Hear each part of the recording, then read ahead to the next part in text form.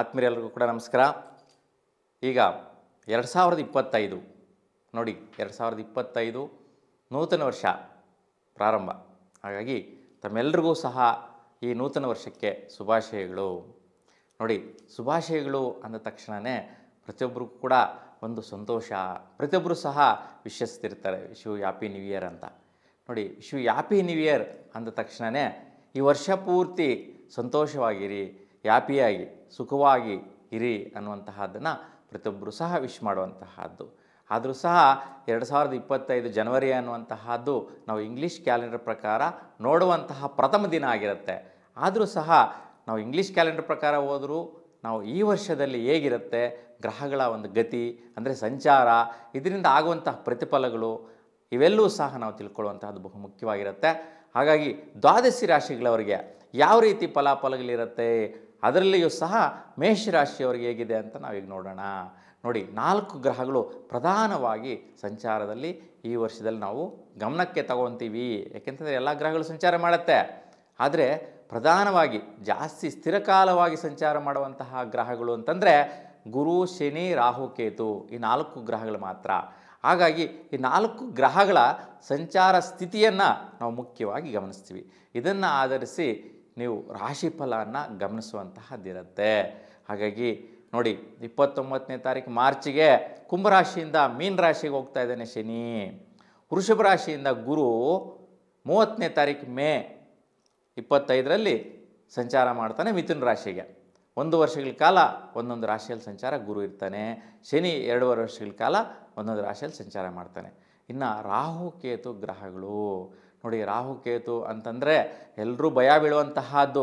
ರಾಹು ಕೇತು ದೋಷ ಅಂದ್ರೇ ಸರ್ಪದೋಷ ಅಂತೇಳಿ ಹೇಳ್ತಾರೆ. ಸರ್ಪ ಸಂಸ್ಕಾರ ದೋಷ, ಕಾಲಸರ್ಪ ದೋಷ, ನಾಗದೋಷ ಇವೆಲ್ಲೂ ಕೂಡ ಹೇಳ್ಕೊಳ್ಳುವಂತಹ ಸಹಜವಾಗಿ ನಾವು ನೋಡ್ತೀವಿ. ಹಾಗಾಗಿ ಈ ರಾಹು ಕೇತುಗಳು ಎಲ್ಲಿದ್ದಾರೆ, ಮೀನ ರಾಶಿ ಮತ್ತು ಕನ್ಯಾ ರಾಶಿಯಲ್ಲಿ ಇದ್ದಾರೆ. ಸುಮಾರು 1.5 ವರ್ಷಗಳಿಂದ ಇದ್ದಾರೆ. ಇನ್ನು ಎಲ್ಲಿವರೆಗೂ ಇರ್ತಾರೆ 2025ರಲ್ಲಿ ಅಂತಂದರೆ ಮೇ 30ನೇ ತಾರೀಕುವರೆಗೂ ಮೀನ ರಾಶಿಯಲ್ಲಿ ರಾಹು, ಕನ್ಯಾ ರಾಶಿಯಲ್ಲಿ ಕೇತು ಇರ್ತಾರೆ. ಈ ಎರಡೂ ಗ್ರಹಗಳು ವಿರುದ್ಧ ದಿಕ್ಕಲ್ಲಿ ಅಂದರೆ ಆಪೋಸಿಟ್ ಸ್ಥಿತಿಯಲ್ಲಿರ್ತಕ್ಕಂತಹ ರಾಶಿಗಳಲ್ಲೇ ಸಂಚಾರ ಮಾಡ್ತಾ ಇರತ್ತೆ. ಈ 30ನೇ ತಾರೀಕು ಮೇಗೆಲ್ಲ ಬದಲಾವಣೆ ಆಗತ್ತೆ. ರಾಹು ಬಂದು ಕುಂಭ ರಾಶಿಗೆ ಪ್ರವೇಶ ಮಾಡ್ತಾನೆ, ಕೇತು ಬಂದು ಸಿಂಹರಾಶಿಗೆ ಪ್ರವೇಶ ಮಾಡ್ತಾನೆ. ನೋಡಿ, ಕುಂಭರಾಶಿಗೆ ಅಧಿಪತಿ ಶನಿ, ಸಿಂಹರಾಶಿಗೆ ಅಧಿಪತಿ ಸೂರ್ಯ. ಹಾಗಾಗಿ ಸೂರ್ಯನಿಗೂ ಶನಿಗೂ ಆಗೋದಿಲ್ಲ, ಶತ್ರುಸ್ಥಾನಗಳು, ಶತ್ರುಭಾವಸ್ಥಾನಗಳು. ಈ ರಾಶಿಗಳಲ್ಲಿರ್ತಕ್ಕಂಥ ರಾಹು ಕೇತುಗಳು ಯಾವ ರೀತಿ ಪ್ರಭಾವ ಬೀರುತ್ತೆ ನಿಮ್ಮ ರಾಶಿ ಮೇಲೆ ಅನ್ನುವಂತಹದ್ದನ್ನು ನಾವೀಗ ನೋಡೋಣ. ನೋಡಿ, ಮುಖ್ಯವಾಗಿ ನಿಮಗೆ ಗುರುಬಲ ತುಂಬ ಚೆನ್ನಾಗಿತ್ತು. ನೋಡಿ, ಈ ವರ್ಷದಲ್ಲಿ ಗುರುಬಲ ಚೆನ್ನಾಗಿತ್ತು. ಎಲ್ಲಿವರೆಗೂ ಇದೆ ಇನ್ನು ಗುರುಬಲ 2025 ಮಾರ್ಚ್ 29ನೇ ತಾರೀಕುವರೆಗೂ ಗುರುಬಲ ಇರುತ್ತೆ. ತದನಂತರ ಗುರು ಬದಲಾವಣೆ ಆಗೋದ್ರಿಂದ ನಿಮಗೆ ಮೂಲ ತ್ರಿಕೋಣ ಸ್ಥಾನಕ್ಕೆ ಹೋಗ್ತಾನೆ ಗುರು. ಇದರಿಂದ ನಿಮಗೆ ವಿಶೇಷವಾದಂಥ ಪ್ರಯತ್ನ ಕಾರ್ಯಗಳು ನಿಮ್ಮ ಜೀವನದಲ್ಲಿ ಒಂದು ಹೊಸದಾಗಿ ವ್ಯಾಪಾರ ಮಾಡ್ಬೋದು, ಬಿಸ್ನೆಸ್ ಮಾಡ್ಬೋದು, ಯಾವುದೋ ಒಂದು ವ್ಯವಹಾರದಲ್ಲಿ ಅಗ್ರಿಮೆಂಟ್ ಮಾಡಿಕೊಂಡು ನೂತನವಾಗಿ ಪ್ರಾರಂಭಿಸುವಂತಹ ವ್ಯವಹಾರಕ್ಕೆ ವಿಶೇಷವಾಗಿ ಬಲ ಕೊಡ್ತಾನೆ. ಏಕೆಂತಂದರೆ ಗುರು ಬುಧನ ಮನೆಯಲ್ಲಿ ಸಂಚಾರ ಆಗ್ತಾ ಇರ್ತಕ್ಕಂತಹದ್ದು ಈ ಒಂದು ವಿಶೇಷವಾದಂತಹ ಶುಭ ಫಲ ಕೊಡ್ತಾನೆ. ಏಕೆಂತಂದರೆ ಗುರು ಮತ್ತು ಬುಧ ಗ್ರಹಗಳು ಶುಭ ಗ್ರಹಗಳೇ ಆಗಿರುತ್ತೆ. ಅದರಿಂದ ವಿಶೇಷವಾದಂಥ ಪ್ರಯತ್ನ ಕಾರ್ಯಗಳಲ್ಲಿ ಬಲ ಬರುತ್ತೆ. ನಿಮಗೆ ಗುರುವಿಂದ ಧನಸ್ಥಾನದಲ್ಲಿರ್ತಕ್ಕಂತಹ ಫಲ ದುಡ್ಡು ಕಾಸು ಬಂದಿರುತ್ತೆ ಮಾರ್ಚ್ 29ರವರೆಗೂ ಕೂಡ. ಆನಂತರ ಬದಲಾವಣೆಯನ್ನು ಕೊಡುತ್ತೆ. ಅಂದರೆ ಪ್ರಯತ್ನ ಕಾರ್ಯಗಳಲ್ಲಿ ವಿಶೇಷವಾಗಿ ಚೇಂಜಸ್ ಆಗುತ್ತೆ. ಆ ಒಂದು ಚೇಂಜಸ್ ಅನ್ನುವಂಥದ್ದು ಜೀವನದಲ್ಲಿ ದೊಡ್ಡ ಪ್ರಯತ್ನಗಳಿಗೆ ಕೈ ಹಾಕುವಂತಹದ್ದು ವಿಶೇಷತಃ ನೀವು ನೋಡ್ತೀರಾ. ಈ ಒಂದು ವಿಷಯದಲ್ಲಿ ಉತ್ತಮವಾದಂಥ ಫಲ ಇರುತ್ತೆ. ಜೊತೆಗೆ ಭಾತೃಸ್ಥಾನದಲ್ಲಿ ಅಂದರೆ ನಿಮ್ಮ ಅಣ್ಣ ತಮ್ಮಂದಿರ ಮಧ್ಯೆ ಇರ್ತಕ್ಕಂತಹ ಭೂಮಿ ವ್ಯವಹಾರ ಆಗಿರ್ಬೋದು, ಯಾವುದೋ ಒಂದು ಬಿಸ್ನೆಸ್ ವ್ಯವಹಾರ ಆಗಿರ್ಬೋದು, ಒಂದು ಕಂಪ್ನಿಯಲ್ಲಿ ನಡೆಸ್ತಾ ಇರ್ತಕ್ಕಂಥ ಪಾರ್ಟ್ನರ್ಶಿಪ್ ವ್ಯವಹಾರ ಆಗಿರ್ಬೋದು, ಯಾವುದೇ ವಿಚಾರ ಆಗಿರ್ಬೋದು, ನಿಮ್ಮ ಅಣ್ಣ ತಮ್ಮಂದಿರ ಮಧ್ಯೆ ಆಗುವಂತಹ ಸೆಟ್ಲ್ಮೆಂಟ್ಸ್ ಆಗತ್ತೆ. ನೋಡಿ, ಗುರು ಅಂತಂದರೆ ಗುರುಗಳು ಅಂತೇಳಿ ಹೇಳ್ತೀವಿ.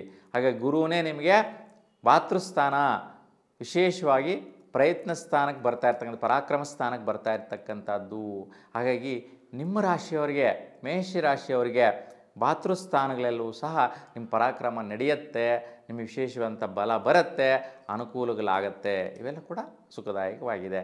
ಇನ್ನು ಬಹುಮುಖ್ಯವಾಗಿ ನೋಡಬೇಕಾಗಿರ್ತಕ್ಕಂತಹದ್ದು, ನಾನು ಹೇಳ್ತಾನೆ ಇರ್ತೀನಿ, ಪ್ರತಿ ತಿಂಗಳ ಒಂದು ಮಾಸ ಭವಿಷ್ಯದಲ್ಲಿ ಇರ್ತಾ ಇರ್ತೀನಿ.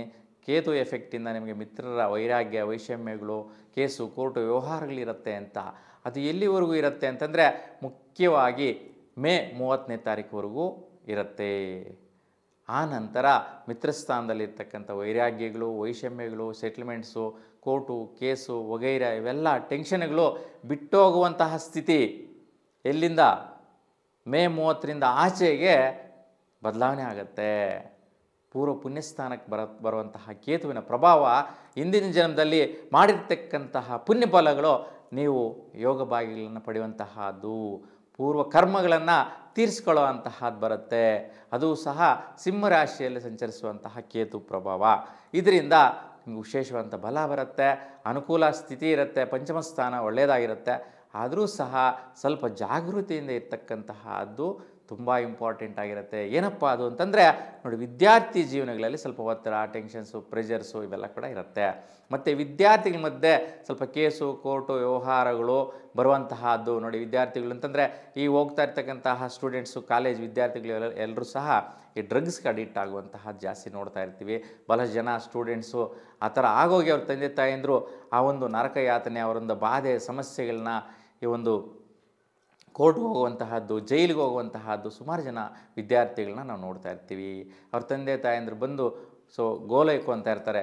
ಮಕ್ಕಳ ಭವಿಷ್ಯತ್ತು ಹಿಂಗೆ ಆಗೋಗ್ತಾ ಇದೆ, ಏನು ಮಾಡೋದು ಅಂತೇಳಿಬಿಟ್ಟು. ಯಾಕೆ ಹಿಂಗಾಗತ್ತೆ ಅಂತಂದರೆ ನೋಡಿ, ವಿದ್ಯಾರ್ಥಿಗಳಿಗೆ ಮೇಷರಾಶಿಯಲ್ಲಿ ಇರ್ತಕ್ಕಂತಹ ಅವ್ರು ಯಾರೆಲ್ಲ ವಿದ್ಯಾರ್ಥಿಗಳಿದ್ದಾರೆ ಅಂತಹ ಅವರಿಗೆ ಈ ಒಂದು ದುರ್ಘಟನೆಗಳು ನಡೆಯುವಂತಹದ್ದು, ಆಗುವಂತಹದ್ದು ಸಹಜವಾಗಿ ನಡೆಯುತ್ತೆ. ಈ ಒಂದು ವೈಪರೀತ್ಯ ಯಾಕೆಂದರೆ ಸರ್ಪದೋಷದ ಪ್ರಭಾವ ಎಫೆಕ್ಟ್ ಬರುವಂತಹದ್ದು.